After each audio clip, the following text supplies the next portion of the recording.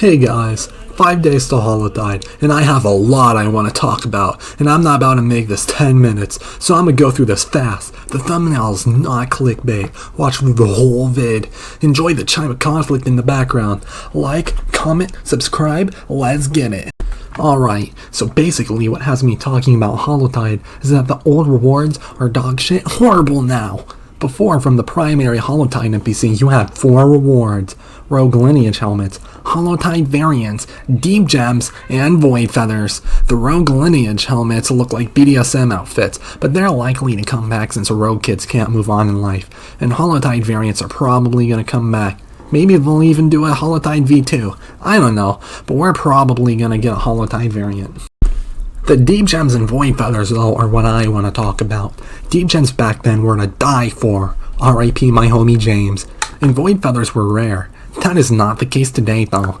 Corrupted Owls are easy now since we got practice and experience. Practice makes perfect. And Gems drop from basically everything. You genuinely don't even have to fight bosses anymore. You can kind of just get them from like anything. If they get these as rewards, that'd be sussy baka. But I have faith in devs, so let's talk about what we speculate could be in the shop instead. First, what I feel is the most obvious: dye packets. From the races to the weapons, HALLOWTIDE is definitely a very cosmetic event.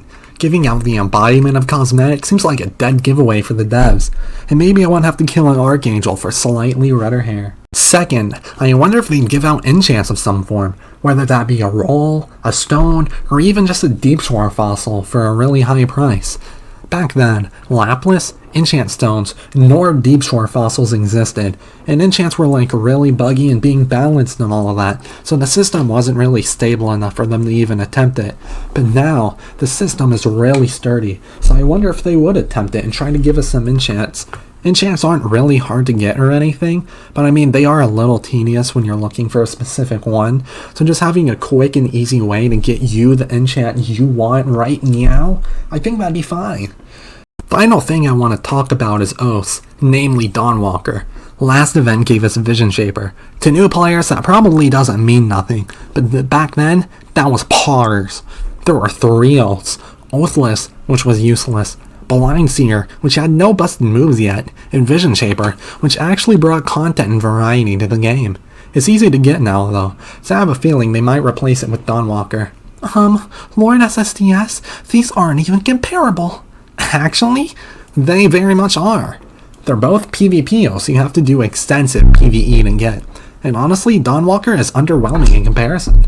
Then, owls were extremely rare, and nobody really had experience fighting them, let alone when corrupted, making them arguably the strongest enemy in game at times, only rivaled by Squimmo and corrupted King Thresher.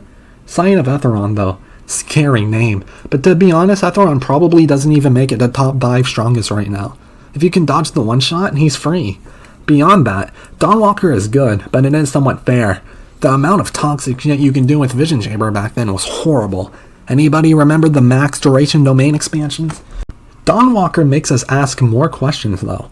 Would they somehow implement medallions as a whole, thus adding dyes and armor enchants too? What if they added an oath store, or something for Linkstrider flowers, Arcwarder prog, more Void Feathers, etc.?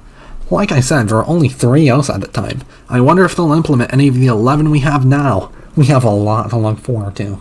Thank you guys for watching. I hope you all learned something, but I love my fans, so we have some shoutouts before we wrap this up. Shout out to Apollo the Honest and Seiko Sucks 5865 for posting this video in their friends' group chats. Good work, guys. Shout out to Elusive for informing me my mic was still quiet. Let me know if this is a better volume down in the comments below. Shout out to Pepso Real for being the 10th like in the last video. The blueberry build is coming, guys.